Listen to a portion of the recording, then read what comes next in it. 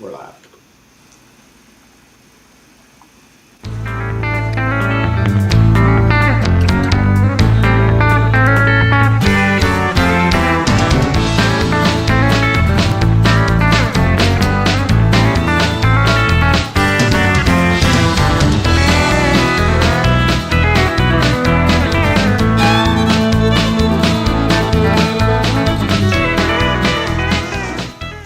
What's up, guys? What is up? Boy, we got an episode for you today. If you do not recognize the guy in the middle, you are missing out. But I wanted to say welcome to Deck Talk Podcast. If you don't know, I'm Colin Burnett. And I am Norman Lee. We got a great episode tonight, Colin, but first, this episode is brought to you by Firefly Outdoor and Marine, the #1 navigation lights on the water. Truly like fishing under a full moon with 100% reduced glare. But you know what? Here's the thing. You have got to check out their all new Shore Stacker box. Now, bank fishing and surf fishing just became easier and more enjoyable. The new Firefly Shore Stacker. It's made out of a high impact resistant resin and has lockable handles with plenty of tackle storage space, along with a built in cooler for an enjoyable night of fishing. Pair your shore stacker with the Firefly Stern Light and you'll have hours of fishing fun and non blinding light with hardly any bugs. Go to www.fireflymarine.com. Make sure, don't forget, use discount code DECKTOP10. Again, that's fireflymarine.com using discount code DECKTOP10. Get your Firefly and navigation lights and your shore stacker today. Heck yeah, guys. Ooh, Hey, that's a lot. we, we have one heck of a guy coming on. It is a special guest. I've been watching his. I was just telling him. I've been on his as a subscriber to his YouTube channel, which is BassGeek. Around 200 mark, little over 200 is when I started following him, and he has been busy, and now he's almost pushing 71,000. So if you don't know this guy, you are missing out. This is my good buddy Hank with Basket. What's up, brother? The What's best going on, is guys? What's up? What's up? Hey, thanks for letting me come on the show, guys. I Man, really, really, really appreciate it. Sorry if you see me looking up, I'm sharing it out. So some of my geeks hopefully can jump in there heck and yeah, make sure we get some guys over here for you too. And yeah, that is buddy. awesome.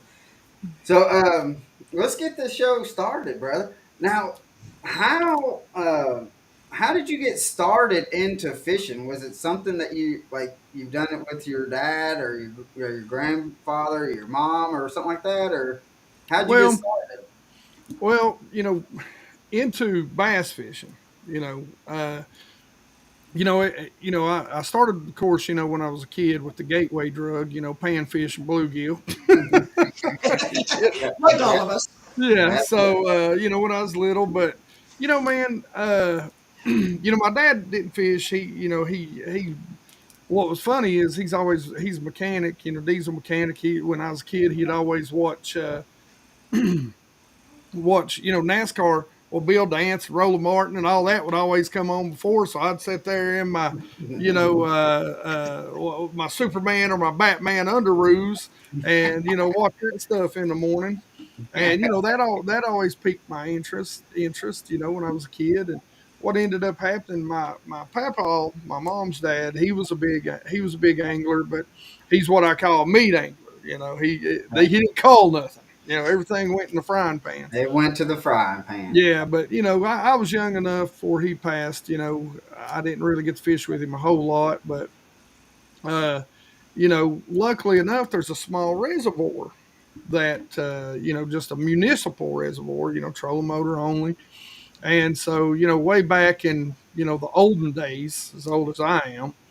My grandmother had got lung cancer, and she would take us up there, and we'd take my papa had a little 14-foot John boat that was chained to a tree up there.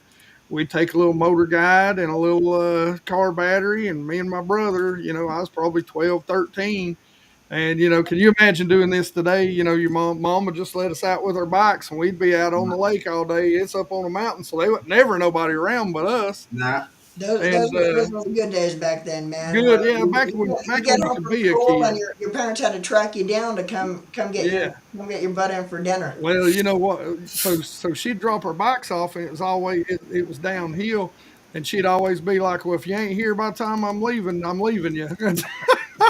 So back when kids could be kids, didn't have to worry about all Yeah. the crazy stuff. But Yeah. that's kind of how like we got into bass fishing. We were like, well, I love my papa, but I don't want no minnows. I want to come out here and catch them on a spinner bait, and Yeah. that sort of stuff. So Today, to find the kids, man, all you got to do is put a tracker on their cell phone. It usually yeah, tracks them to the yeah. bedroom. Yeah. Yeah, man. Listen, there's so much I wouldn't let my kids do, and I mean, that both my kids are grown now, and they got, done got me some grandkids going on. So, I mean, Yeah. I sit back and I tell them the stories, and they're like, "Dad, you'd never." I was like, "No, there's no way I'd let you go out and run through the woods like I did." But if we had the technology and like when we was a kid that had a cell phone and our parents could Oh, I'd be track in us, jail. I would be in trouble. Yeah, I'd probably been in jail 3 times over. Yeah. Not gonna lie. I I mean, tell it's you true. what, though, and I've been on record as saying this before. I really don't think the younger generation of today could survive back in our day when we were growing up. Oh no, no, There'd be no. no way they could survive back then with what they know and what they have today. Yeah. Yeah. So, uh, so when did you get started into YouTube? So I've been doing YouTube 7 years, going on 8 now. Yeah. Um, I didn't really want to do it, to be honest with you. Like I was dead set against it.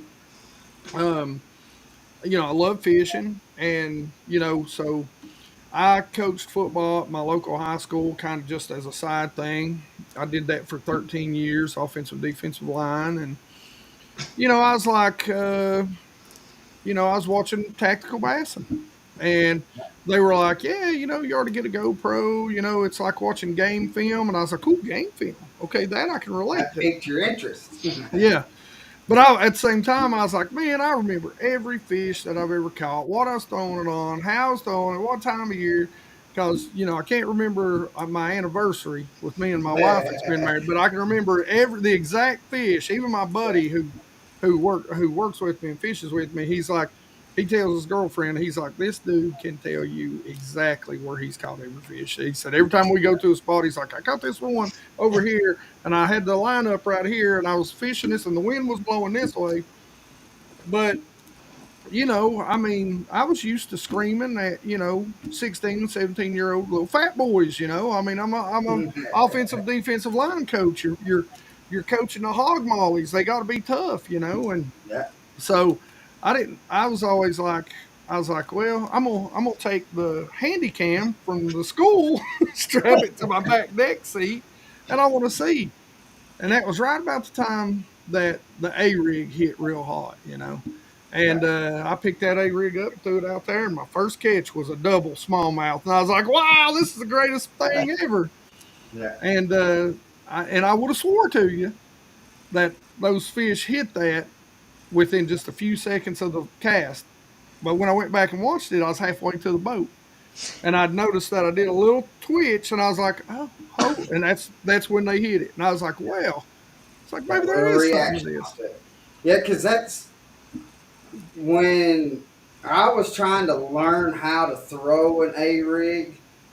Yours was one of the videos that I watched Oh on yeah. Now throwing an listen, A I rig, love an A rig. If it's got a and swim bait attached to it in any way, yeah, I'm loving it. yeah, that So, that and I've noticed that the top water deal kind of gets oh, dude.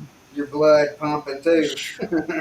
And that's a well. Let me back up before we go down that rabbit hole.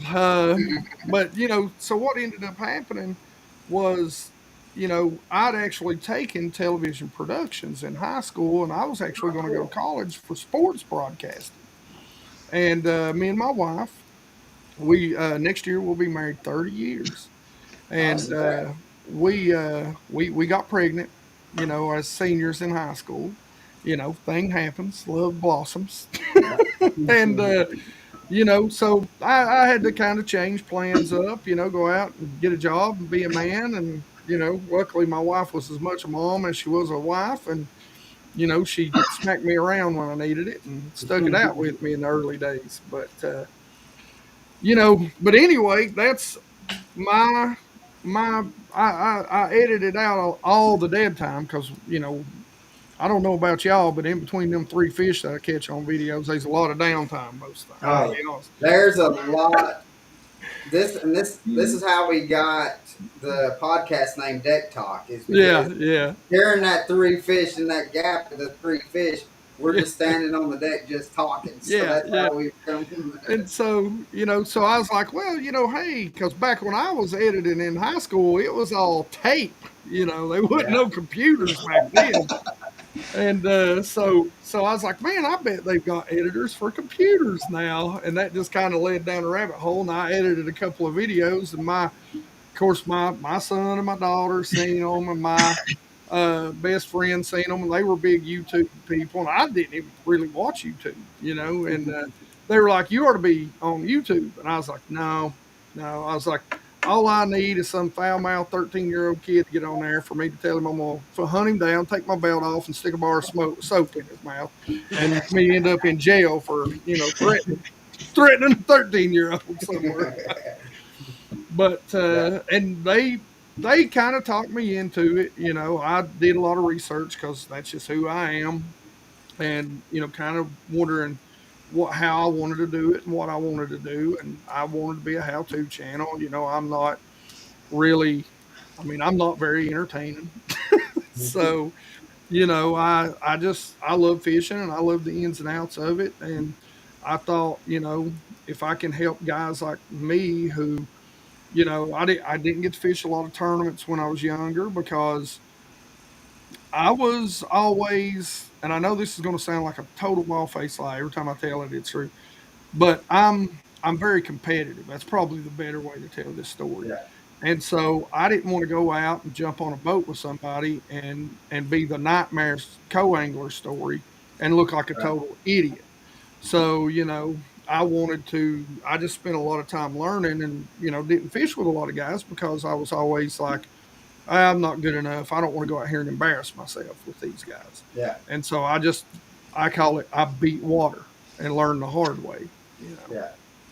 But that's one thing that I like about your channel, and that I always will fall back to going to your channel, especially, uh, which is going to be a question here coming up here pretty soon. But especially trying to find, like, if I don't know really how to throw this type of bait, or what Yeah. kind of technique I need to use, or even some kind of modifications and stuff, because you go through all of that also into your videos, and you say you're not very entertaining, but that helps. And I'm not trying to, don't take it as I'm trying to bash Yeah. you, No, no, no. but I think that helps because you get straight to the point on Yeah. that, and that might be because of your coaching experience, to where you don't beat around the bush when you're trying to tell Yeah. some kids what to do. You just got to get straight to the Yeah. point. We got a limited amount of time and we Yeah. got to go. Now, don't get me wrong. As you can tell, I can talk and I can ramble.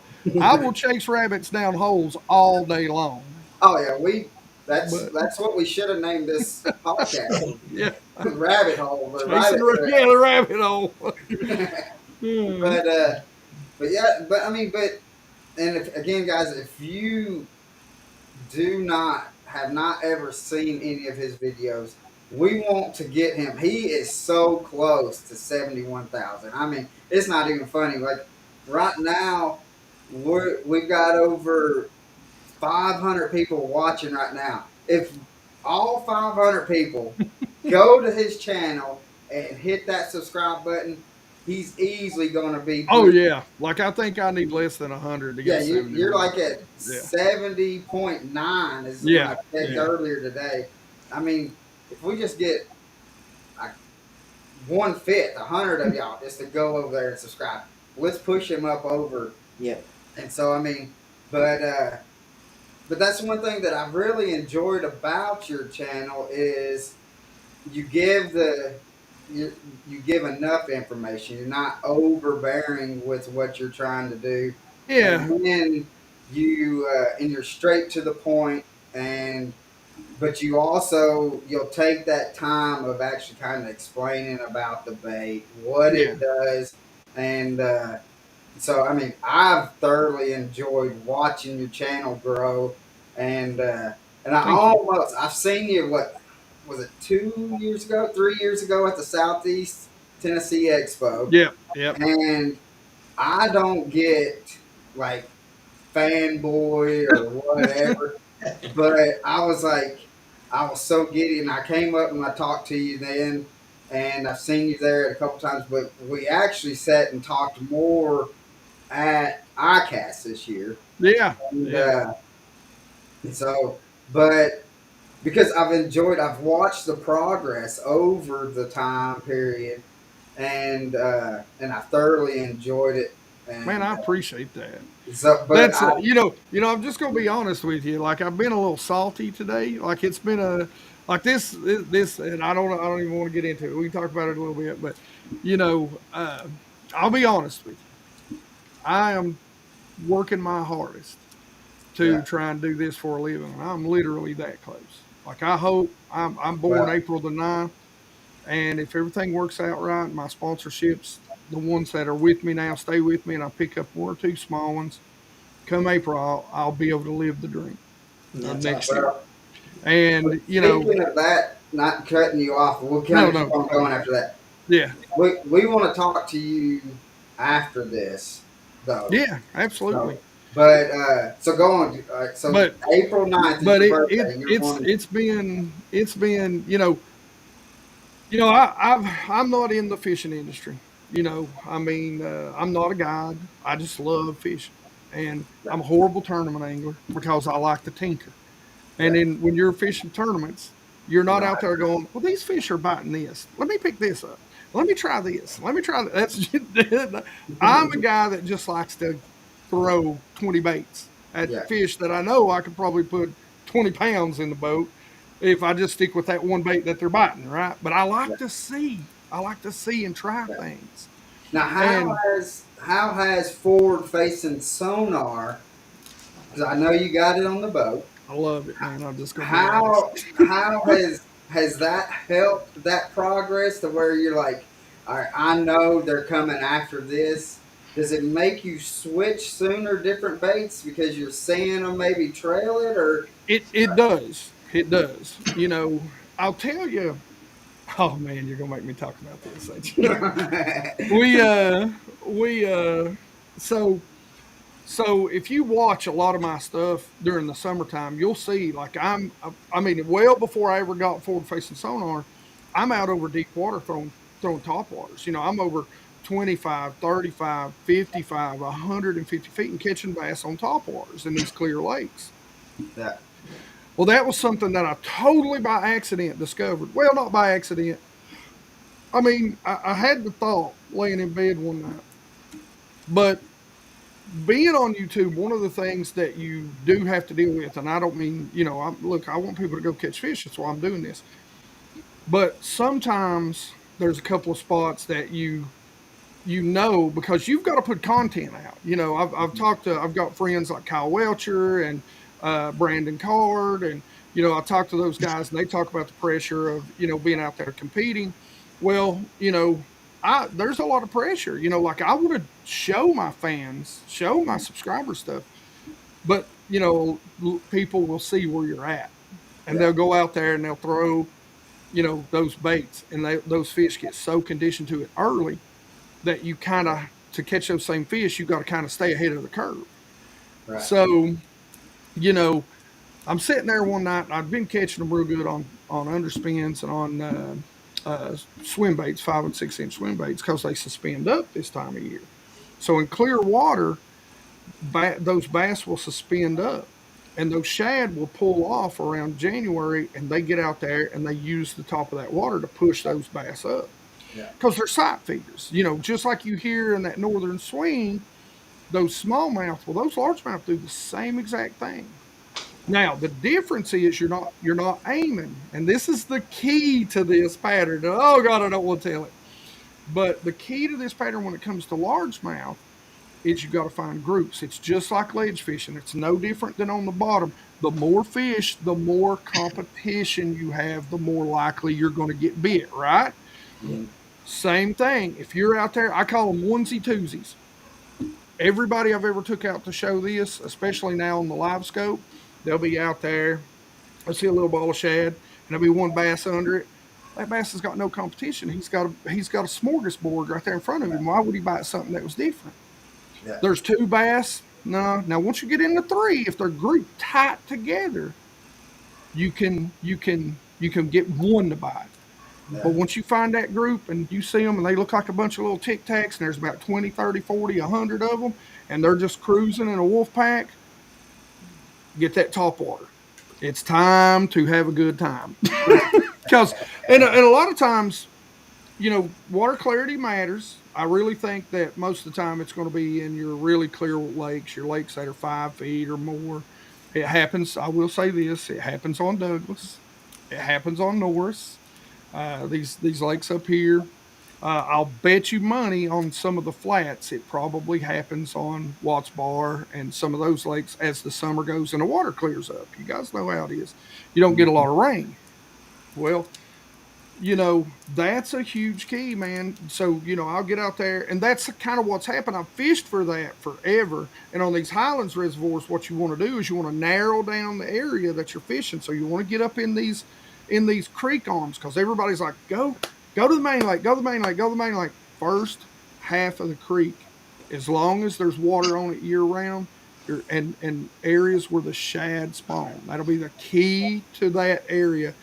And if you've ever seen bass that in the summer, there's this one area on your home lake where bass will just start busting around June, July, first thing in the morning. That's your money spot right there. Yeah. So, Now, when you're looking for creeks to go back in, are you looking for creeks that typically are going to have moving water? Is that your more prolific creeks, or could you catch them out of creeks that really are still or I, so-called stagnant but just not moving yeah, water? ditches or Yeah, drains, bigger ones, bigger ones. I yeah, think you have to have, I think you have to have three things. You have to have areas where the shad are going to spawn because they're going to stay there. So I like creek channel swings with a little bit of rocky bluff to it where they're going to spawn. You got to have air. You got to have bass spawning areas nearby too. Whether that be a couple of little ditches, smaller creeks, a little bay, and you got to have water on it year round.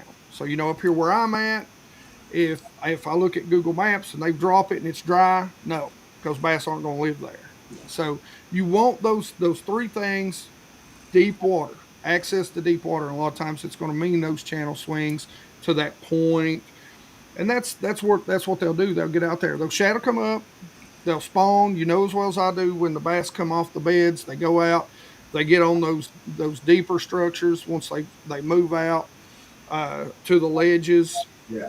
and then they slowly come up and they'll suspend, and then once those shad come out. Now I've never seen this on the Tennessee River lakes before, but they're a little more dirty, a little more current driven. So you're looking at those lakes that are, like I said, those probably a little more highland reservoirs Island where it's, reservoirs. Yeah. yeah. Now you're talking about Google Earth. How much do you actually utilize Google Earth to find areas and find locations? All the time. Now I'll use Google Earth on my phone, but the better one, and it's also free, is of course I think they call it Google Earth Pro. Right. That's on the PC because you can go back in time and you Right. can see times when they've lowered that lake and be able to find things like brush and rock and Yeah. That's what I was about to say. I've actually gone uh, to like go to fish a newer lake and actually found like where this sandbar came out, but somebody yes, had stacked about like five big old pallets on it. yep, yep, And uh, I guess they wasn't expecting the water to drop down that far, is what it done. But you could see the tops of the pallets, and I'm like, Oh yeah. yeah, that's a spot. So, but we actually got a question, uh, and it says, "What is the best way to catch bass suspended?" Which you kind of talked about it a little bit. 20 to 25 feet during the fall. During the fall, listen. Now again, it depends on water clarity, right? If they're suspended out there 25 feet, and you've got like the lake I've been fishing, it's actually a lake in Virginia right now, and it's 15-foot visibility, and they'll suspend right below it, that 20 foot. You wouldn't believe if you can make a far enough cast. Now, like I said, forward facing sonar is great, uh, because you can really pay attention to how they're reacting to it. But for me, it's going to start with an underspin if you don't have it. If you don't have it, it's going to be an underspin, a spy bait, a bigger swim bait, because I think you're going to get those bites. So, and you'll just fan cast, count it down, learn to count that down. And a trick I always use, if you got a 7 foot rod, just swirl that thing around to imitate the bait hitting the water. Because at first, when that bait hits water, it's going to speed a little bit, and then you let 7 foot out, you slap it on the water, and then you just go 1 Mississippi, 2 Mississippi. Then you'll know your fall rate. Once it gets to 7 foot, you know it's going to take 5 seconds to get to 7 foot, and you count it down, stop it a little above them, and you just play with that. That's a good way. Top water, if you ever pay attention to the top water, when I'm throwing it, I am not moving it fast, especially if it's largemouth. Largemouth are like me. They're fat, they're slow, and if they're down there in 20, 25 foot and you've got 15 foot viz, you want that bait. That's why I love a head and spook. A head and spook one knocker. It's not overly noisy in clear water. It's got that one that kunk, kunk, and it's got that smooth nose, right? That smooth nose, if you tie a loop knot to it, allows that bait to almost do a 180. It's almost like a very wide glide. And so when you use that, you want it to hit that apex, boo, boo, boo. Because what happens is, smallmouth, you want to go twitch, twitch, twitch, twitch, stop, twitch, twitch, twitch, twitch, stop. But largemouth hits when they're deeper. You want that wide glide, and what ends up happening is if you run it across their head too fast, they'll come up and they'll be like, "No, that truck's moving too fast." They'll go right back down. And I learned this without live scope. This was like I said, I was throwing that underspin and that swim bait. And I had one bite. And I knew a bunch of people had been up there throwing it on that spot, and I was like, maybe this will work. It kind of come to me that night, and I tied that loop knot, and I was really working it slow. Three back-to-back 4 pounders in that spot from immediately after I did it, and I think topwater works so well because even in the slickest of calm in that clear water, they're sight feeders. They're going to investigate it. So if it's down in the water, they can get a better look. If it's on top of the water, that just the movement of that bait breaks that up enough to where they ain't got hands, so they got to stick their face to it, see what it is, you know. And if you're like me, it don't matter if you how many treble hooks on that thing. They're still gonna smack that sucker and still get away. Oh yeah, yeah, yeah. It took me a minute, but yeah, that's probably my favorite bite. I Yeah. probably people probably get sick of seeing me do it, but gosh, that's my favorite bite in the Well, world. and which to kind of stay on the top water, I thoroughly enjoyed that pop R video that Oh you done. gosh, That was the yeah, prank when yeah, they're missing, and that's the two I keep on the deck of my boat. yeah. And I love. Listen, I got a whole bunch of Labino Ricos, and I love them. I don't think there's anything like them. But when I discovered uh, that prank, and you can take it, and gosh, you just have to see. If you haven't seen that video, just look at the wiggle action. I got a short where I show the wiggle action better. But if they're just trailing it, you can just take and reel it real slow, and gosh, it's got a wide. And sometimes that just drives them mad. So you can Yeah. pop it. Now it's where it's got a lip. There's a little bit of a learning curve because I've never been one that likes a bloop, right? I like just a spit. So you got to kind of come Yeah. up with it. You got to go, and then you stop it. And guys, I'm telling you, you want to take top water to the next level. Oh, If you that's can it. if you That, can watch it on forward facing sonar, oh my God. I mean, there's nothing better than seeing 20 bass be 20 foot deep, and then you go spit, and they just all go whoosh, and you're just like, oh my God, here they come. You will miss the first 10 you ever see do that. yeah. Yeah. Um, so I want to talk about this video you done yesterday. Yeah. So, guys, he put out a video about the free rig. I've heard about the free rig, brother, but up until I seen the video, I really did not know exactly how it looked, how to fish it, what to fish it around. So if you're wanting to try something else that's going to be it, and it can be a finesse rig, correct? Yeah, yeah. But it That's how also most people fish it. right, Leave but it to me to screw that up. but you put, I mean, the thought that you could tell that you because I've noticed like you don't want to be, you want to have something a little bit different than everybody else on the baits, and Yeah, that's the one thing. Like with your modifications and stuff that you have done on your videos, that it so watching that video when I seen it because I've heard about it and I was like I want to learn see what it is, and then when you posted that I was so excited because I'm like I'm actually gonna get to learn because you break it down so well and talk yeah. about it and Well, watch thank you what again. it does. Listen, can I come here every week? I feel so appreciated right now. Man, I'm just but I mean like uh But this is kind the of get this is why I do it right here. yeah Hearing your excitement over it and knowing that people go out and catch fish, yeah yeah, I mean, I mean, yes, I'm trying to do it for a living, but I'm trying to do it for a living so that I can get out there and learn more and show people more, because I'm just so yeah. hungry for fishing Yeah. knowledge. Mike I Sawyer love it, said man. that was a good video. Thank So, you, thank you. uh, but yeah, like my thing that I've like, and I might just be just because I just love different baits and stuff like that. I love to I'm the learn about same. fishing. One of my favorite videos, like how you do your videos, is when you nose up that bank or the boat to the bank and you just sit on the deck and you just Yeah, talk.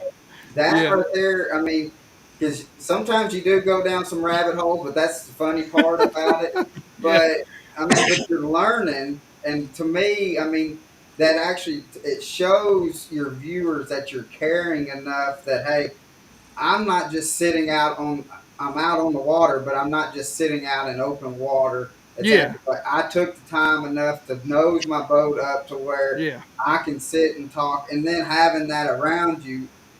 I mean, people know that you're out on the boat and stuff like yeah, that. But that's my one of my favorite things of watching your videos is that you're sitting on the deck of the boat and you're just talking about the baits and stuff. So, yeah. but and we're not here trying to pet no ego No, or I anything like know, that. I know. Listen, But I ain't gonna lie to it. I kind of need a little bit of ego petting here lately. It, right, it gets stressful. it I does. mean, and you want to give everybody the best, and then sometimes you get maybe one or two guys that are like Yeah, trolls, yeah. and Well, I'm one of those guys, man. I just want to make everybody happy, and I want to teach people stuff, and you know but I tell you, man, the fishing industry right now, and a lot of people, I just don't understand why we can't just fish the way we want and everybody be cool with it. yeah, I just don't get it. Why is it got to be? I had a guy. He is another YouTuber, and I'm not going to mention him, but he actually literally looked at me and was like, forward facing sonar. What was it? He said, forward facing sonar is cheating. I think it should be outlawed. And I went to his YouTube channel just to look. The dude fishes from the bank. It'd be like me looking at him going, well, I think they should outlaw waders because you can get off the bank. I mean, you got no dog in the race, bro. I mean, I get it. Listen, and I think I hate to go down this rabbit hole, but I think the argument truly isn't about forward facing sonar, and it's more about how pricey the industry is getting as a whole. Yeah, I I think agree. that's And what it is. I'm fixing to drop 3 grand on to get a new units and stuff like that, Yeah, and to get yeah, forward facing sonar on my boat. Actually, dropping the boat off Monday, and so I'm going to be part of that crew that people were saying, that's cheating and all. But yeah. and how Listen, I look at it, I dropped 10 grand to put sonars on that new Camus. oh yeah, but So I mean, and I didn't. I paid. That came out of my pocket. There was nobody who let me borrow it. right. I So mean, but how? Like what I've noticed, and you can kind of correct me if I'm wrong. Um, Before forward facing sonar, like everybody would beat the bank. So the fish have learned, and so that's when you really seen more of yeah. them pulling off. Well, Well, now we kind of yeah, got the upper hand on it, and now I've started seeing more fish move back up yeah. shallow Well, to it. now and you, especially in the area where you guys are, you guys know for a fact. When I first started YouTube, I was putting out videos on down and side imaging and 2D, and uh, I was one of the first to ever do it. I was the very first on YouTube to put a settings video out to that literally because guys were so secretive Yeah, of their settings on their unit. I was the first to put settings for my unit. And, this is not me hopefully sounding very pompous, but my day job and the reason I'm called BassGeek is because I'm a network engineer. I'm a computer geek, yeah, on the enterprise level. I know how to take these things apart and work on them. I understand how they work probably better than any pro that's out there because I understand what's in them right, and how those things communicate and work and the protocols and the parts and pieces. It's just I know that. And right, so because I'm a geek, I love I mean, surprise, surprise, I'm going to love electronics, right? yeah, But you know, but those were back in the day, and now before forward facing sonar come out, so many people are off the banks. Even yeah. before forward facing sonar, and so You there has been a huge shift in the dynamic even before forward facing sonar. yeah. And I mean, you go on Chickamauga, which you've been on, Chick, Oh yeah, and that's, I mean, from right after spawn or after that first wave of spawning come about through, about the end of then May till you see everybody. I yeah, mean, it's just lined looks up. like it's just lined up along Yeah, the ledges. yeah. That's why you don't see me doing videos down there. So I'm just be honest with you. Yeah, but Uh, but but yeah, graphs are good, and I always tell people, fish. This stuff don't come overnight. All this stuff back here. I mean, I've been doing this. I don't even want to think about. It's 30 something years, and I got bags of stuff over here. It's 30 years old. I mean, you accumulate this stuff. It's not. It don't happen overnight, and yeah, don't beat yourself up or think you need to keep up with the Joneses or the no, geeks or the, deck talk guys.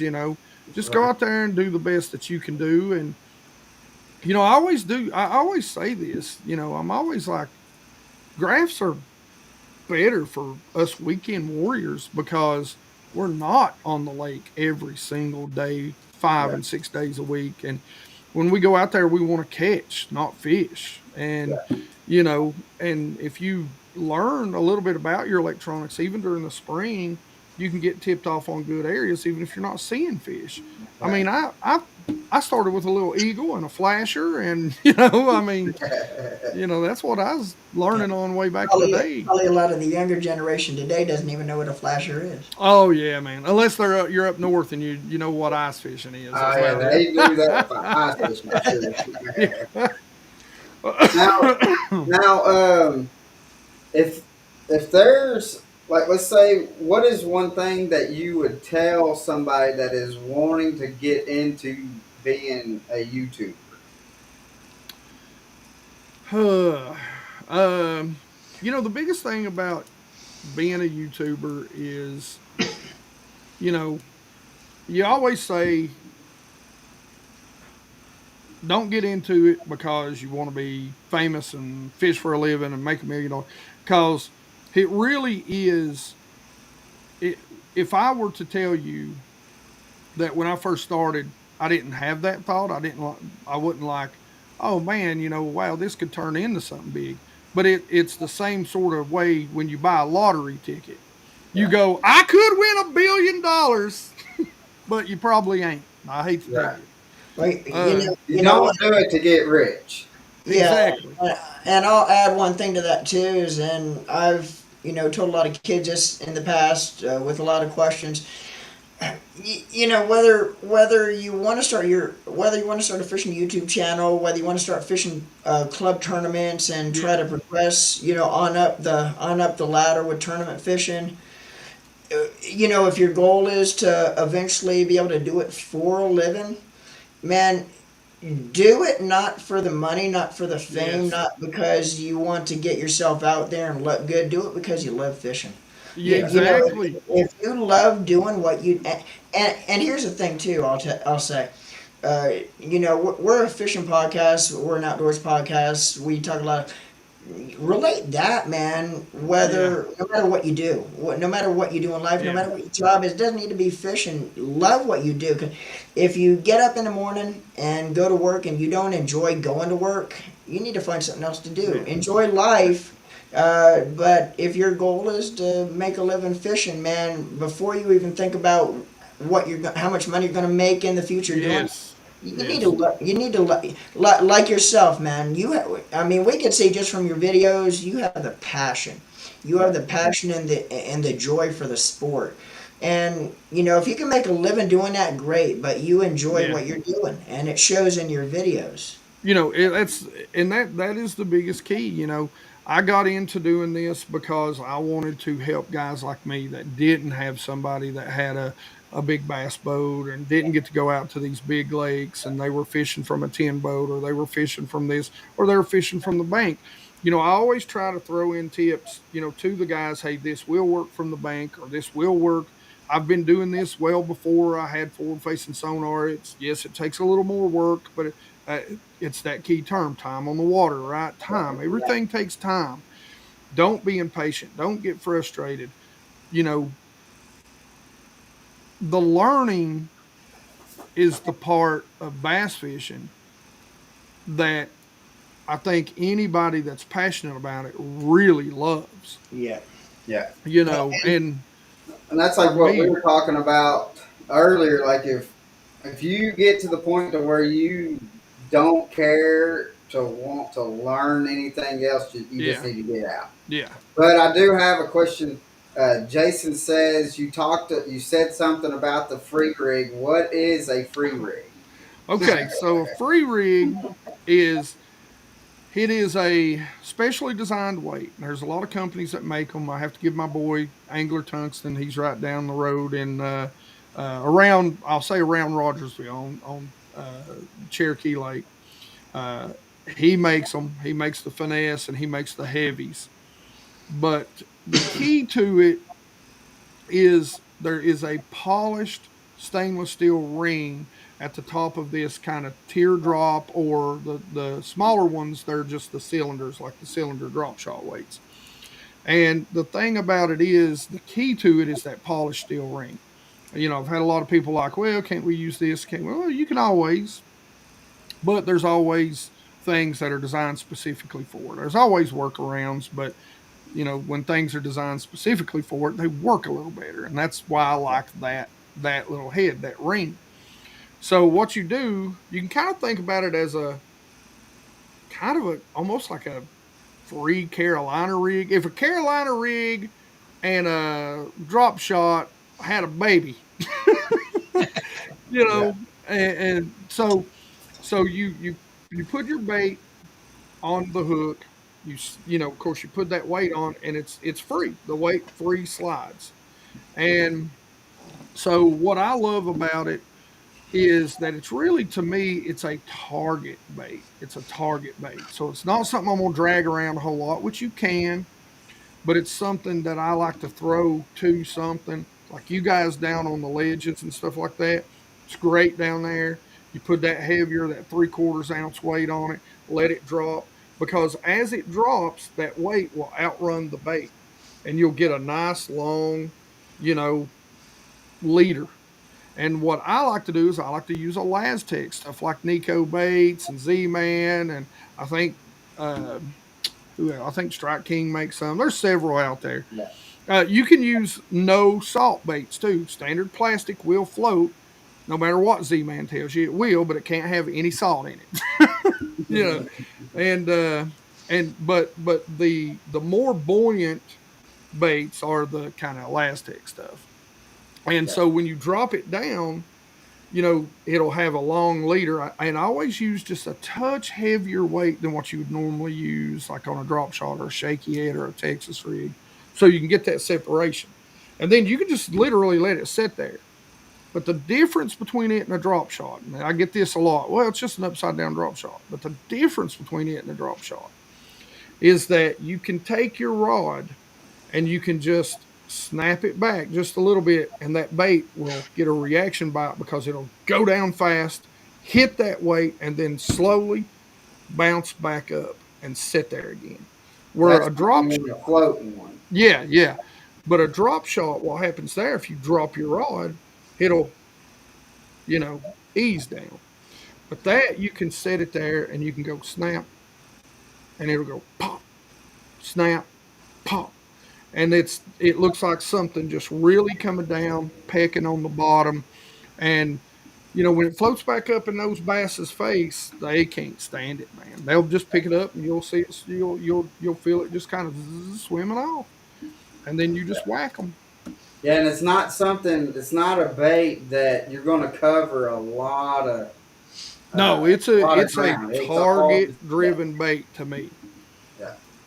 So Vertical, dropping it down beside something vertical is a great one. yeah, Like we said, dock pilings, uh, you know, standing timber. If you've got some stumps, oh, it's great around stumps. mhm, Working around, that outside edge. You can drop it right down in a brush pile. I don't know that I'd want to drop it down into like a heavy brush pile, but you can drop it right down into some of your brush piles. But I wouldn't drag it through. I'd pop it, and then I'd just hop it back straight up up. and get it out of there.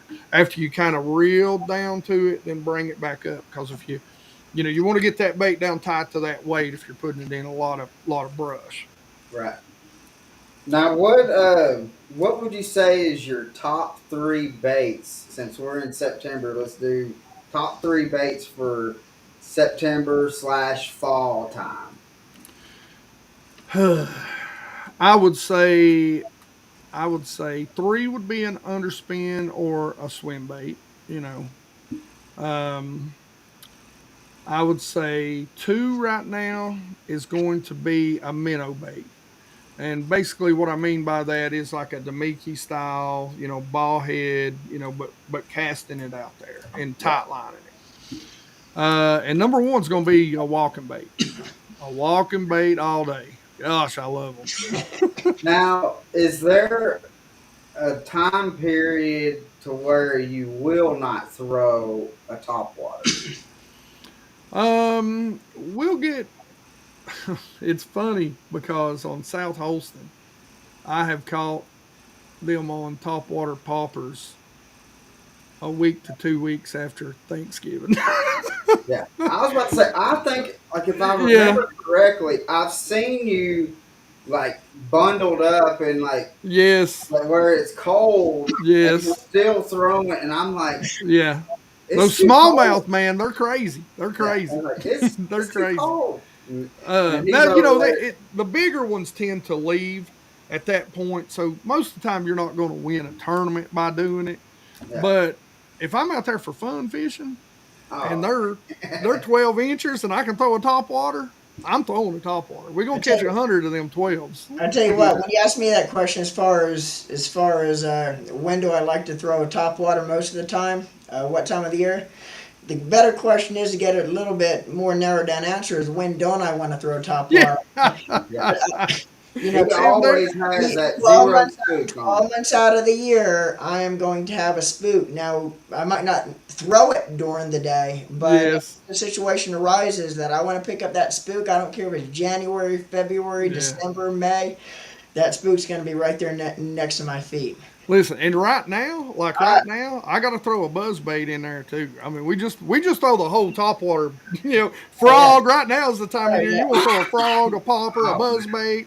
I Oh, mean, yeah. if it's you got to throw it all right now. But I'm with you on that walking bait, man. There's Yeah. no better. There is no better adrenaline pumping bite. Well, I'll throw a frog into the mix too. Yes. There's Yes. no better adrenaline pumping bite than when you see a 6 or 7 pound bass crush, and I Yeah. mean crush, and they will crush a spook or a frog.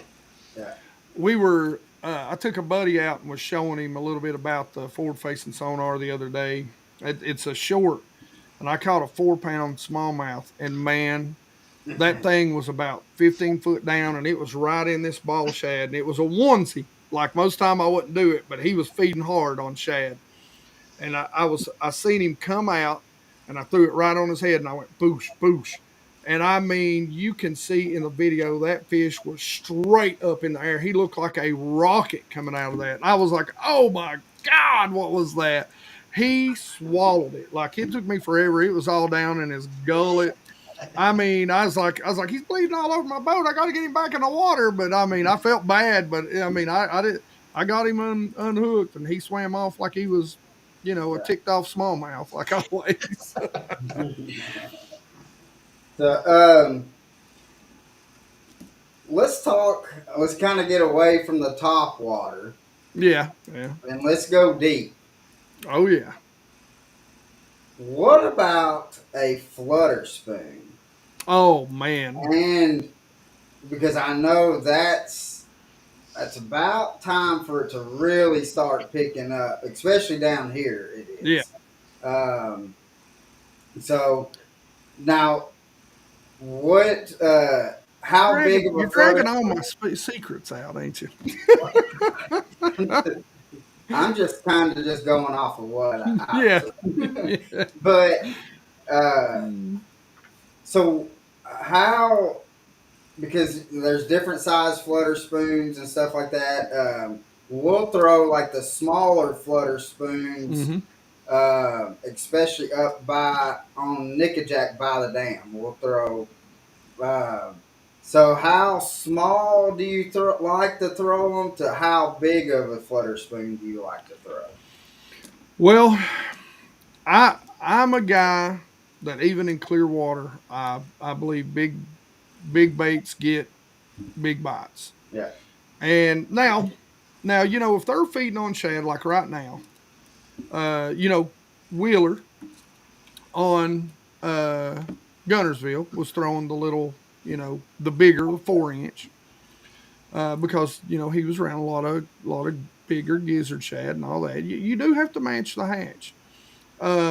The I've been throwing a spoon a lot on the Clearwater lakes, but I've been throwing the Nichols 4 and 5 inch flutter spoons. Um, Even with the Demiki, the tight line, I'm just going to call them minnow baits, right? right. The minnow baits at the beginning of the year, I was throwing 4 inches, and as we've got into where those shad fry begin to join the crowd, they won't touch them. So because in those clear water lakes, there's some gizzard shad up there, but it's predominantly thread fin. So, Yeah, 3 inch, 4 inch variety. But when it comes to flutter spoons, it really is match the hatch. I know like Douglas is one of my favorite lakes, and I will almost always pick up the 8 inch, Ben Parker mag on that lake, because there's such a good, um, you know, there's so many gizzard shad on that lake. Now later in the year, as we get into the fall, I'll start to downsize a little bit. But a lot of that is going to depend on what I'm seeing on my graph. If I'm seeing balls of shad on my down and side imaging that are clouds or they're dots, and then how those gizzard shad love to get up on those flats during the fall too. Yeah. And And I was going to say, Hank, before we get on too far with the subject, explain to everybody now, like throw an 8-inch flutter spoon. If you throw an 8-inch flutter spoon all day long, especially like a lot of your tournament yeah, angles, when you're throwing them on the ledge, explain, because if you don't throw a flutter spoon, especially the bigger flutter spoons with the right equipment, you're gonna wear your. I don't care how big of a dude you are, you're gonna wear yeah, yourself out by the end of the day. So, yeah. kind of explain to the viewers what type of setup you use to throw them, because if you're not using the right tools, it's gonna wear your ass out. Yeah. Yeah, it is. And, a lot of times, number one, you want a reel that's got a good spool capacity. Not too big, but it needs to be one of and I like to use, the upper limits, a 7, something like that. I'm not real big on the 8s and 9s because when it comes to gear ratio, there's a balance between, torque and speed, and the higher you get, the less torque they have. That's why you see a lot of guys in grass, they're using those 8s and 9s and they're having to reel down, reel down. Where if you're using the right speed, a 7.1, a 7.5, you can winch them out, Yeah. hence the Abu Garcia winch, if y'all remember that. Mhm. Uh, but flutter spoons, the rod I'm using right now, I'm using TFO rods right now, and I think it is one of their actual big swim bait rods. But it's got a moderate fast tip. So, it's great for those treble hooks. So it's good. I think it's like an extra heavy for those big ones, but it's got that soft tip. So you got plenty of backbone. You can sling it out there. It's going to load good, and then when you jerk it, it's got a long butt handle. And so I'm real bad about going ahead and taking my hand off the reel and I'll, snap it real good and then, feel it. You know, uh, but that's the key. I think I'm using Lou's Super Duties on my bigger stuff right now because I'm just not a big fan. Even for the swim baits, like the big giant, old school round bait casters and Ambassadors. stuff. Yeah, yeah, yeah. I got some right there. But I like that just a little bit softer tip. You don't want it too soft Yeah. because you are talking about huge treble hooks on these Yeah. things. Now, So um, yeah, because I seen a video that you done, and the reason why I asked about it because one of the videos and how I like when I first kind of glimpsed at it, it had a picture of the big old flutter spoon. yeah, I was like, "Oh, Hank's throwing like a prop off a plane." How big that's and I'll throw it in clear water, but I'll tell you, my key in clear water is, and I'm not sponsored by this company at all, Nichols or anybody, but those crank wraps, man. You want to throw a big flutter spoon or a spoon in clear water. Those crank wraps, they got them in gizzard shad, they got them in baby striper, and man, they're money. They're money. yeah, I've got even on that 6-inch right now, and I caught a ton of them out there, schooling. And I'll tell you something else, something that's awesome. So when you get out there, whether you're on the ledge and they're down on the bottom, or they're suspended up, throw that flutter spoon out there because a lot of times, even if they don't hit it, if they don't take it, you'll get them darting, you'll get them excited, Get and them then fired up. come back. Yeah, then come back with that underspin or that smaller swim bait or something like that because they may not eat it all the time, but you get them fired up. Now that's one thing I've really been able to hone in on with that forward facing sonar, throwing that little 6-inch out there and just watching them how they react as it's coming up they love that fall, man. They love that fall. Always let it fall between them and just short snaps so it's falling more than it's popping up. But even if they don't bite, you can tell when that group when they're fired up. You know, when they're fired up, a lot of times that's when you can come back through with something else a little more subtle and catch Yeah. them. Now that's another question I was going to ask you. When you're working a flutter spoon, are you one that, or does it really just depend on the day and how the fish are eating that day? Do you rip it really hard, or are you a little bit more gingerly with your rip? Because I know you could do it both ways and get bit, but a Yeah, lot of times it depends on how they want the bait that day. and you're right. It really depends. And even there's been times when I've been out, and one of the ways that I like to throw it is actually cast it out, let it fall on semi slack line. You always want to be watching that line. If it jumps, you want to swing away. But sometimes I'll literally just crank it 2 or 3 times, Yeah. and then let it kind of flutter. And literally, I've had them just hit it, just pow, pow, pow, and then follow up with swim bait, and Yeah. they'll actually Yeah. commit to that. So it is, and a flutter spoon to me, it's the same whether it's on the bottom or whether it's on the top. Uh, I will change the retrieves. I'll slowly lift, I'll rip, and I'll even uh, stroke it. So you leave a little bit of slack and you pop Yeah. pop, and then I'll give it that reel, get it coming through horizontally, and see what they kind of how they react to it. And like I said, even if you don't have forward facing sonar, you'll tell they'll hit it, they'll Yeah. swing at it. And you just said that about kind of changing your retrieve, changing the way you work it until you kind of see how they. That also actually, I mean, for all of our viewers, that's actually a good tip because you basically use that same analogy what you just said in the flutter spoon with any bait you're working for that matter. Yes, yes, Until you actually find out how they want to eat whatever you're throwing at them, kind of change up a little bit until you find out how they want it. yeah, And once you get bit, once you get bit a second time doing it that same way, remember up here, you don't know how many times, especially when I used to fish like the FLW stuff or have a hmm, co-angler on the back of my boat.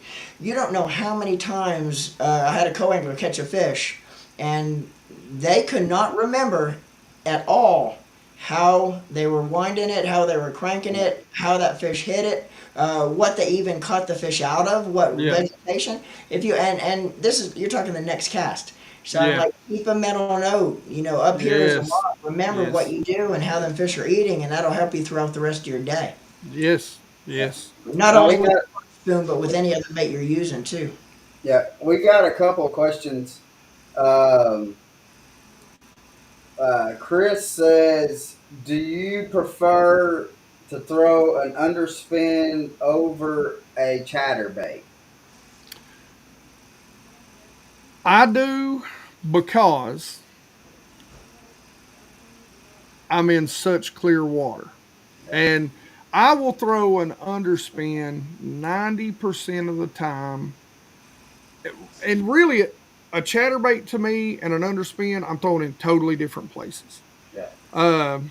90% of the time, I'm throwing an underspin, probably in open water, over top of cover, around cover, that sort of stuff. And so 90% of the time, I'm using a uh, an open hook, right? Yeah. To be honest with you, rarely do I ever use an underspin uh, that's weedless. Now, if I'm in or around weeds or isolated clumps of weeds, maybe, but that's when I'm going to start leaning toward that chatterbait.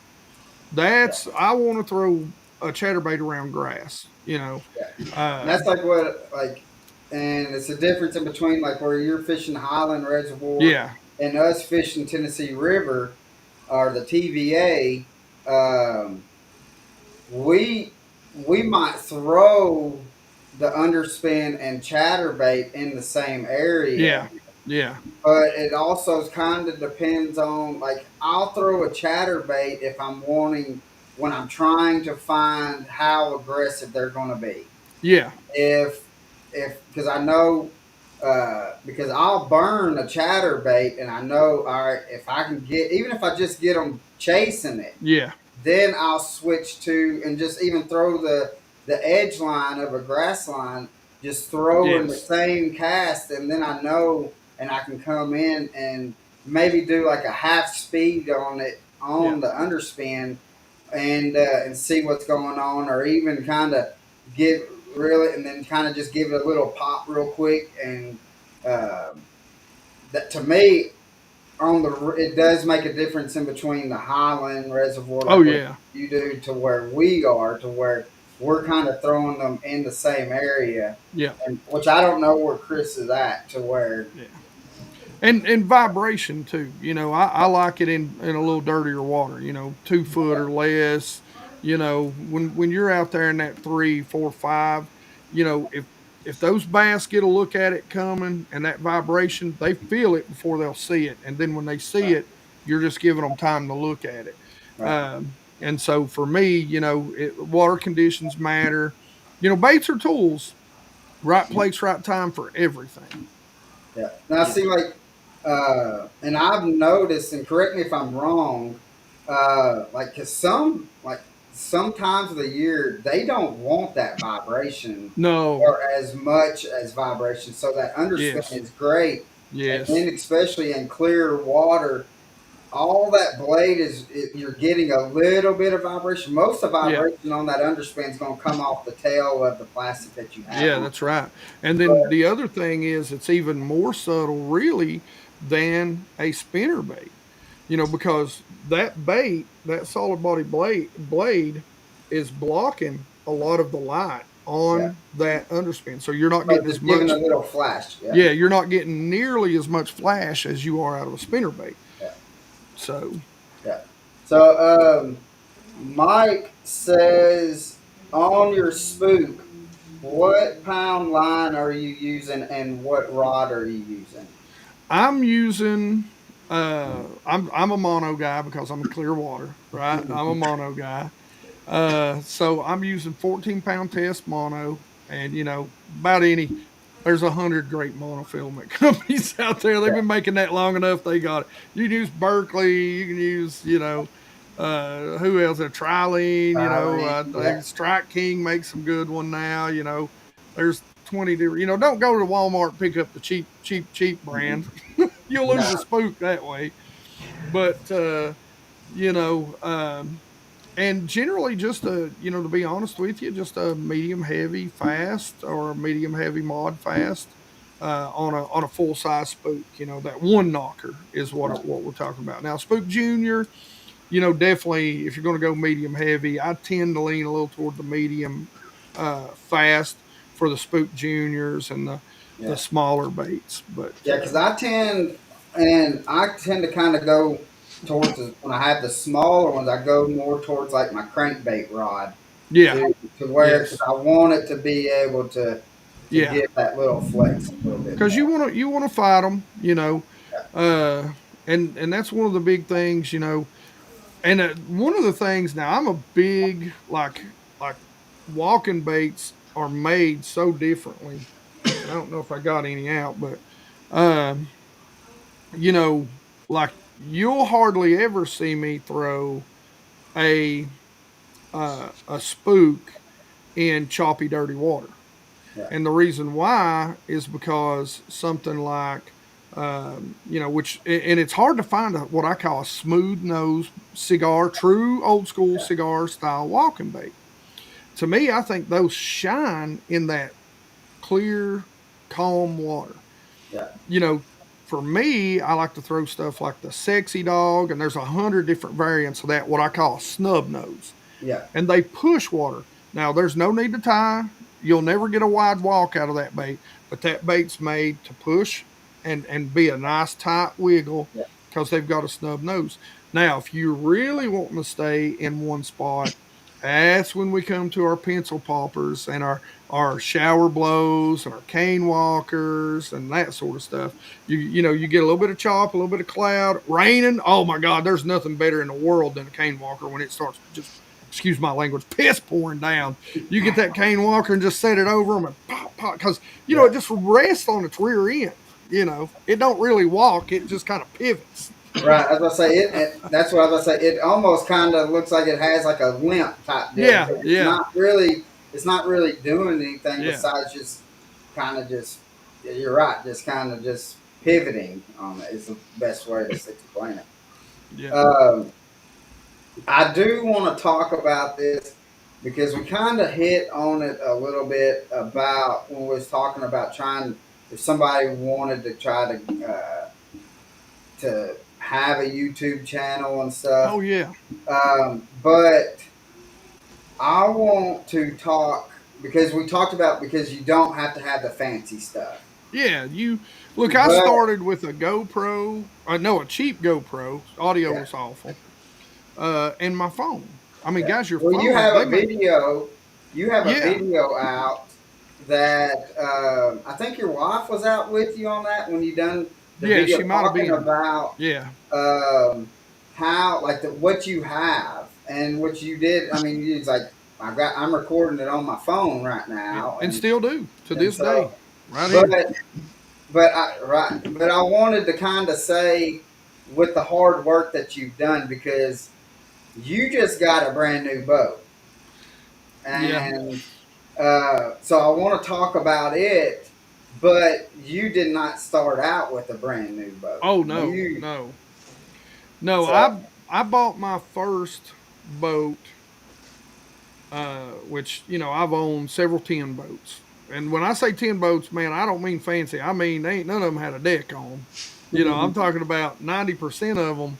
I remember one day we went up to a lake and me and my brother went so far back in there. We had two batteries. We run them both out, and we was so tired of paddling. We was taking big spinner baits, casting them just to pull us down. Take a break, just take a break. But you can learn so much. Small and now back then there was no kayaks. Uh, you know if I was probably starting back then, and there was kayaks, yeah, I'd absolutely have a kayak. Now I'm old. I just now I've lost almost 50 pounds. I'm just under 300 pounds again. yeah, awesome. And as I always jokingly say, I'll get a kayak when I see a fat guy look comfortable in it. So, but I really would like a kayak. That's something that Yeah, I'd like to have. But my first boat, uh, my wife was nice enough to let me go back to college, work part time. We struggled. Thank God for my mom and dad. They bought groceries for us from time to time. yeah, And when I first got out, um, Watson's Marine, shout out to Watson's Marine. Uh, they were right down the road from where my first computer job was, and I wasn't making no money. Let me tell you. I mean, like this was 2004, and I might have been making $13 an hour, and driving an hour to work every day just to get experience. And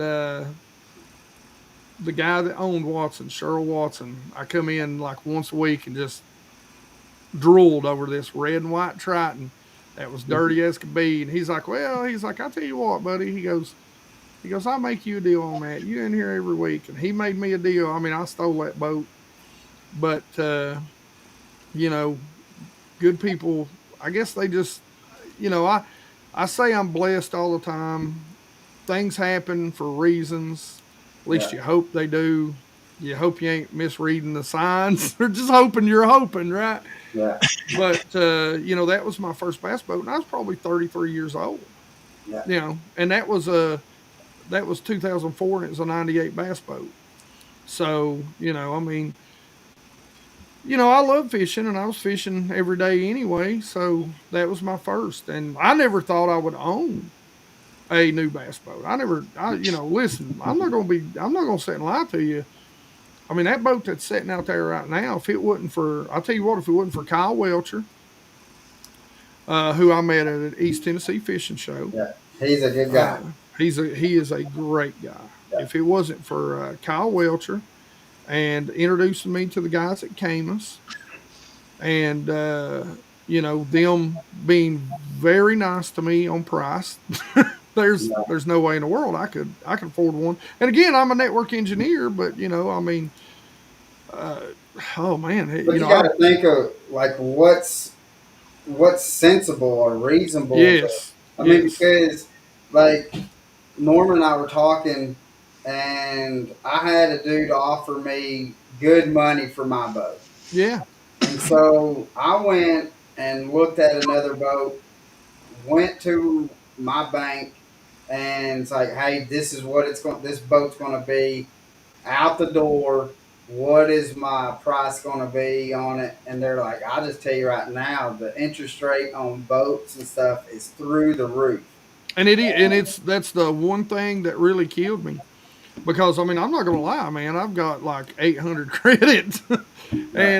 and even when they told me the interest rate on it, I was like, golly, Yeah. Yeah. And it was, and I'm like, how, like, because I believe in like trying to get it paid off quick and stuff like that yeah, and yeah, doubling up payments and stuff. But the price, like they told me like it's we could yeah, push it out for like 10 years, and this is what the price is going to be. And I'm like, how in the world does somebody can afford like yeah, $1,700 to yeah, double pay? And I'm like, yeah. people can't do that. No, And no, that and and I'm that like, that goes back to what we were talking about earlier. How to be perfectly honest, why there's a boom in the kayak fishing yeah, tournament world, and why I think the truth is why people are mad about forward facing sonar really has less to do with how people are catching fish and more about that it costs $3,000 just to get a 10 and yeah. and and the and the transducer and the black box to go with it. Well, you just hit the nail on the head there because you can go out and price a brand new boat today, but and you hear people comment all the time, man, it costs 90, $100,000 for a brand new bass Yeah. boat today. What the deal? But here's the thing: you go price out a brand new bass boat with just the bare minimum essentials, and it's going to be one price. But once you start adding all the Oh stuff yeah. that we as anglers want to have on the boat, Yeah. Yeah. updated motors, all the, like you said, go buy yourself just the electronics to put on your existing boat and see how Yeah. much it costs. Well, now you're taking that brand new boat price. Now that's just one of Mhm. the many prices you're going to be adding to that boat as you're building that boat. So when people look at it, you just kind of got to realize, look at the technology we have today and how much this stuff costs. Yeah. Yeah, and And that's kind of falls into why today a brand new bass boat is going to cost you 90 to 100,000 yeah, minimums in some cases, absolutely. versus 12, 13 years ago you can buy a brand new off the showroom floor topped out with the best equipment for 45 and 50,000 for the same boat you buy today that you're going to be paying the better part of 100. Yeah. But a lot of that is just all the stuff, all the add-ons you add into it cost so much more money today than it did Yeah. and just Yeah. because they did. Well, I didn't mean to go down that rabbit hole like that. Well, it's a good conversation. It's the Oh yeah. state Yeah. of But it's the I was state of wanting to fishing kind right of now. because when you got that thing, I was so proud for you because I Listen, I know appreciate that. That boat is that I mean beautiful. because I I know the mean, hard work that you put into what you do on your YouTube channel,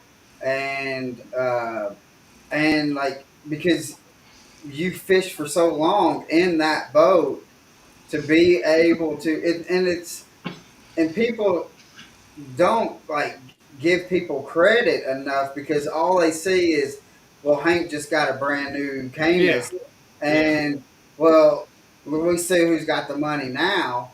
yeah, Well, it's not really. It's not that you got the. It's not saying that you got the that yeah, amount of yeah. money. It's saying I'm I in debt worked up my into my tail eyeballs. off. Right.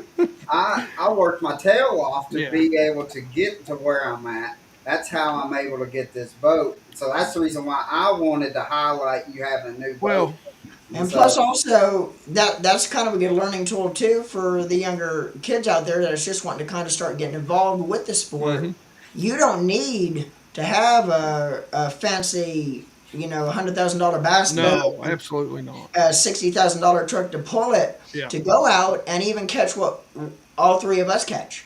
I mean, Yep. you can catch numbers, you catch fish all day long from the bank. Yeah, here's a good example too. One of our guests we've had on, which he was actually the collegiate qualifier for the classic this year, Yeah. Lucas Minetti. He qualified through the college ranks to make the classic this year, and he actually qualified for the classic out of a ragged out. What was Yeah. In the Yeah. 70s. 70s boat with Yeah. No no units. electronics. He had one hummingbird, little 5-inch screen, I believe, on There it. you go. He was able to make the classic Yep. I in seen that. college.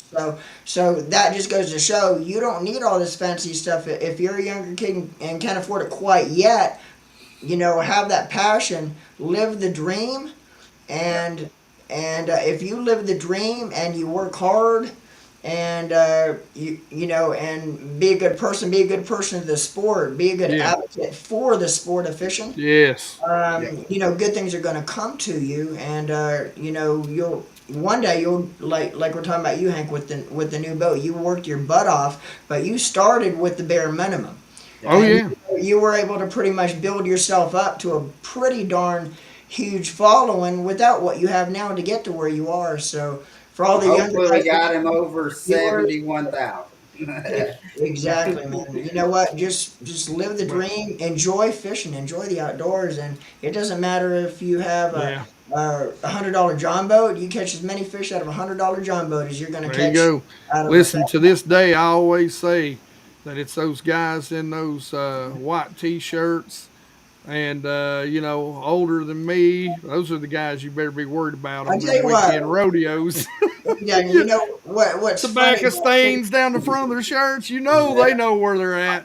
I'll Oh, tell you yeah. what's funny, and this has happened a couple of different occasions on tournaments. I was actually, not the bigger tournaments, but just like Yeah. your club tournaments, your Yeah. dog fights, your shootouts, your local trail stuff. And I've seen it firsthand because I was one of the guys that got my butt kicked. But and I wasn't one of the ones kind of whispering in the background. I wasn't that person, but you hear a lot of whispers. When everybody shows up for the tournament, and again, the club fishermen, they all have the big boats. Oh yeah. You have somebody show up in a smaller, cheaper Oh boat. yeah. Well, it's funny to me because I sit back and just watch sometimes and listen to all the chatter you hear from different fishermen because they all have their cliques and they Oh all talk yeah. together. And Oh I yeah. listen to all that and I hear them kind of snickering about. And at the end of the day, coming back to the weigh-in, and I know a couple, for instance, that this had happened where that guy that showed up at that with that small boat Oh yeah. boat I've didn't been go beat by him. didn't go from where the tournament went out of more than a mile, and he ended up coming back and waxing everybody's tail. Yep. Yep. And everybody in his fancy bass boats basically 100 miles an hour as far as they could go. Yeah. And Yeah. so Yeah, yeah, we You had know, there there's he no shortcuts in bass fishing. I know electronics help you get there, but here's the truth. Here's what I've been saying about electronics. You still got to find them to see them, oh yeah, and yeah, that's what it boils down to. yeah. Yeah. Yeah. Jerry Burchard says kids with the right equipment and sponsors can compete against anyone. Bass don't know the age of the kid.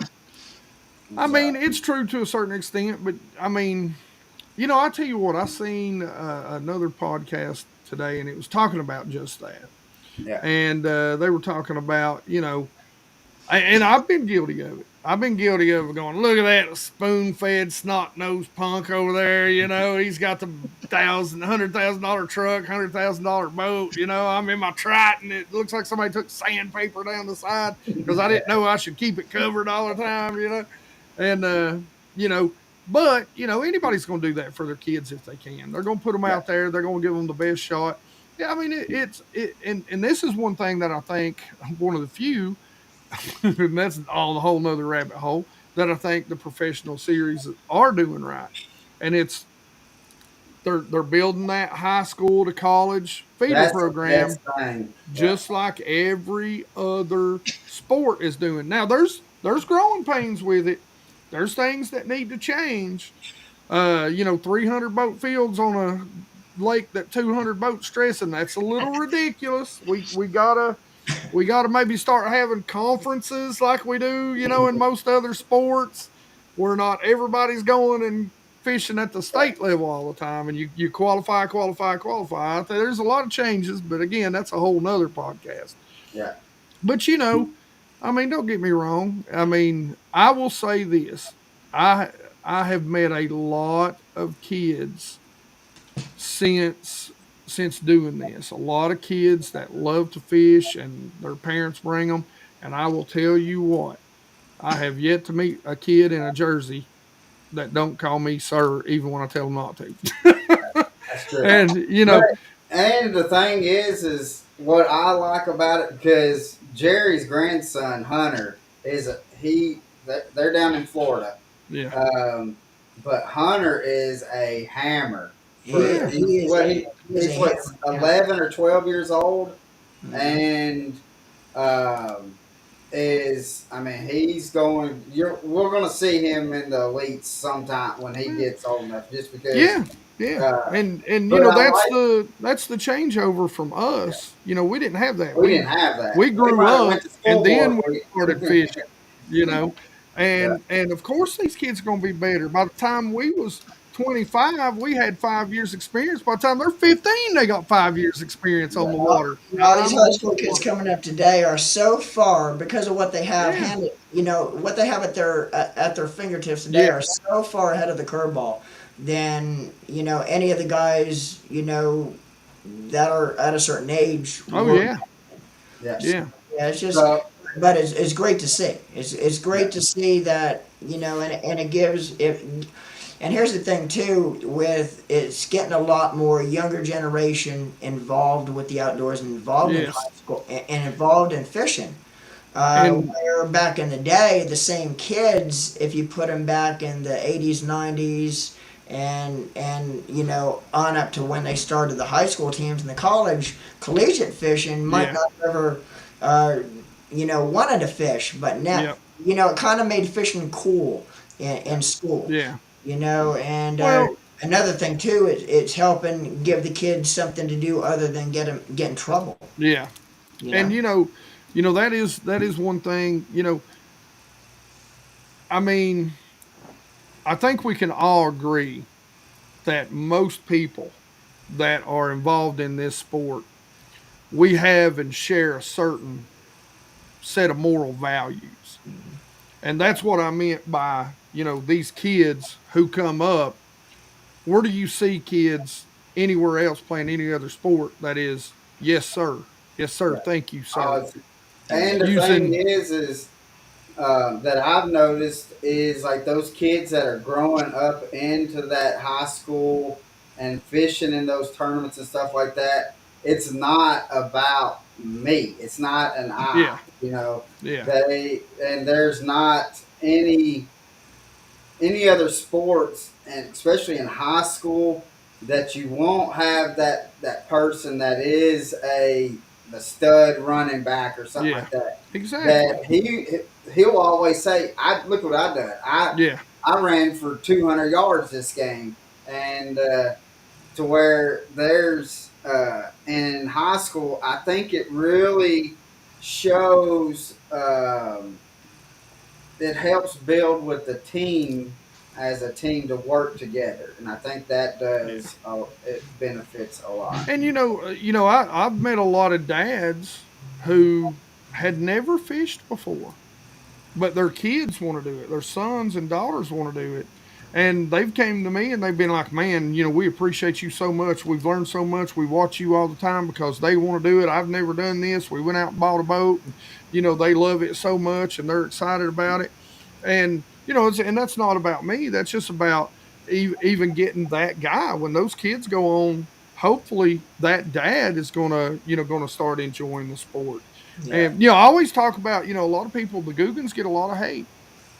Yeah, I always tell people though, there's no one who has done as much as the Googans to get young kids interested in fishing. but that's how their business took off, It though, is is. because they And focused in on that young yeah. kids, and And the way I look at it is I always say, hey, those young kids, you guys get into fishing, love fishing, and then when you want to learn, the Googans are just growing my audience. so so I appreciate them because I'm actually teaching. They're fun. They're the Googans are entertainers. They That's are. what they They do. are.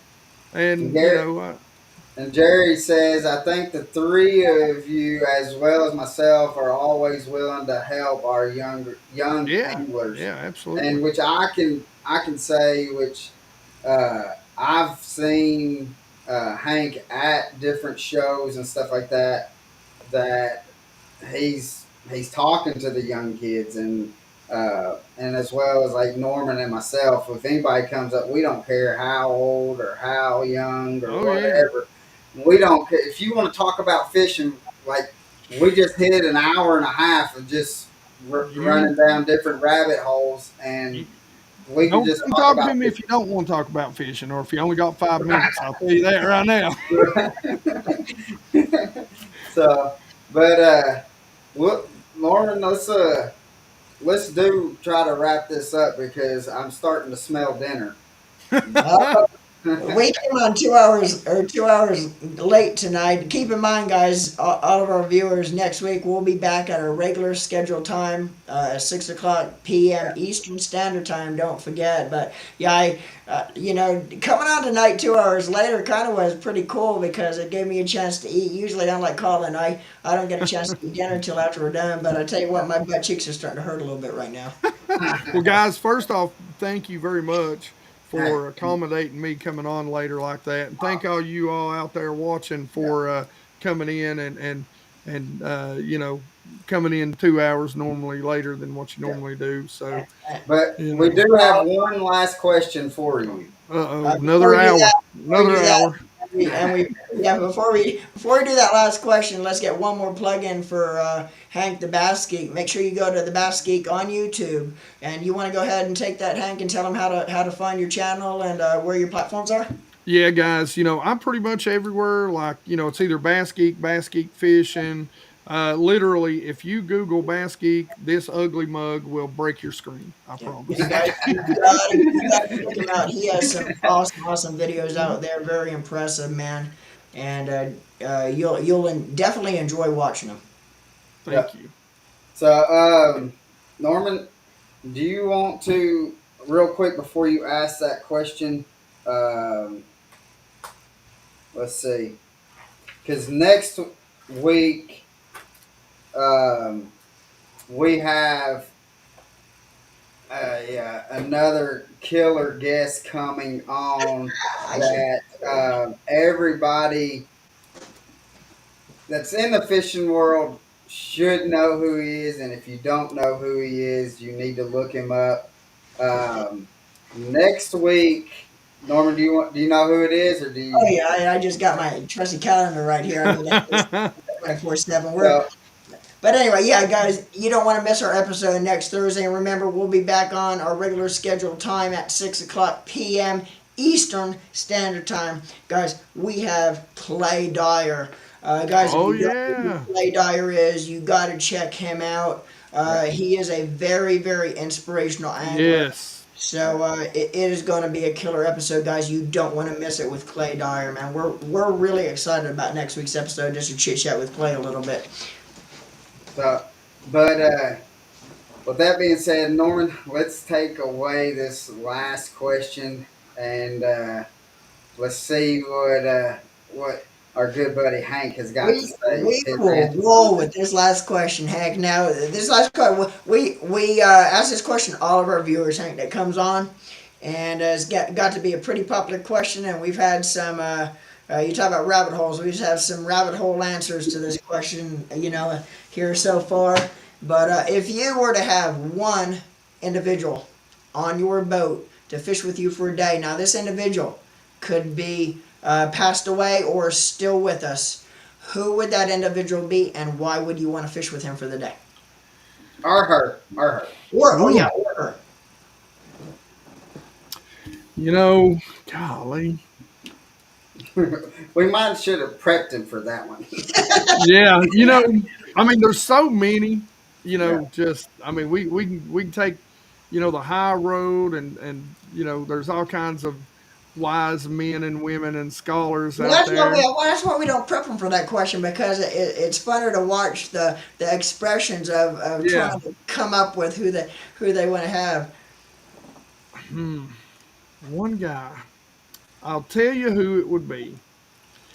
Uh, and just because years ago, years ago, back when Bass University was actually done by Bass. And they'd come around. Well, they were in Roanoke, and me and my brother still only had a John boat, and I think a John boat we'd bought from Walmart. So so we went up there, and one of the two reasons why we went up there is because Larry Nixon and Denny Brower was going to be there. Well, me and my brother, I'm going to tell something bad. We decided to go eat into the hotel bar, and my brother partook a little much and went back to the room. So I ate in the restaurant by myself, and guess who comes walking through the door? Denny Brower. And so he went over and sat down, and before the waitress could get to him, I stood up. I'd already ordered, and I walked over to him and I said, Mr. Brower, I'm a huge fan. I won't drive you crazy, I promise, sir. I said, but it'd be an honor to break bread with you. And he said yes. And we sat there and talked fishing and ate dinner together. And I love Denny and have been such a big Denny fan before that, Yeah. that to be out on the boat, like I would just be like, here's my boat, Denny, show me stuff. Yeah. So Well, I mean, fishing either wise, one of the two, either Larry oh Nixon or Larry Denny, too, yeah. Oh that my would have God, been yeah, right. yeah. Larry Nixon too. So, Yeah, um, gosh, man, so many, and Aaron yeah, Martin's. yeah. There's one. I got a hat back here signed by him. Whichever way I go, signed by him Right somewhere next back to there. my soul, yes, sir. Yeah, That's another one. Huge fan, huge yeah. fan.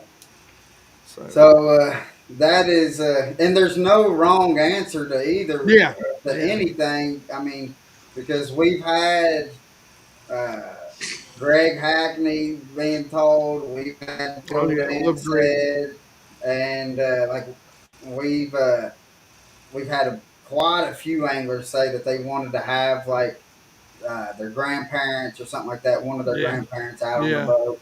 And but we also had Corey Johnson say he wanted to have Chris on there so he can whoop his brother. Even though they fish together all the time, he just wanted to whoop his brother. So, Look, there's no bigger win than family. I mean, that's oh, just how it is.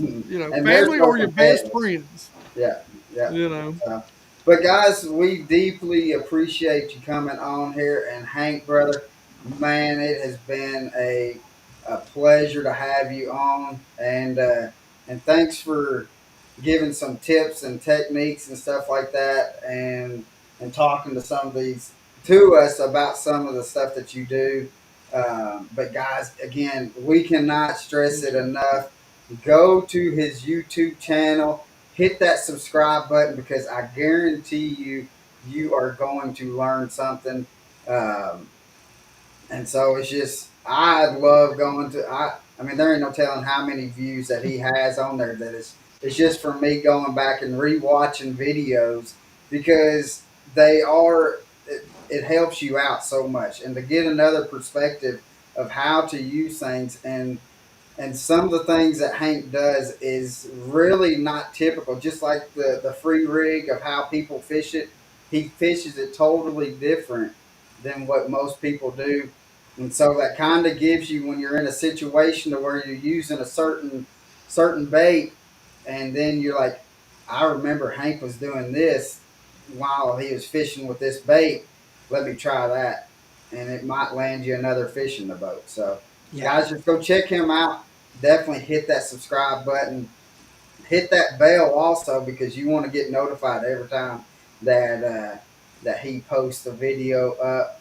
And and also to help him out, let's comment on that thing because every video, if you like and comment, YouTube loves that. The algorithm helps they him do. out, and Yep. so we want to see. Hopefully, that that's going to shoot up over 71,000 here just because of tonight. Would be awesome, guys. Yeah. So let's wrap this thing up, and I'm about ready to go grab me a bite to eat. But Hank, if you'll hang on a second I after we will. I get done will. with this, but we hope to see you out on the water, guys. Hope you live the passion and tight lines. Tight lines, guys. Live the passion.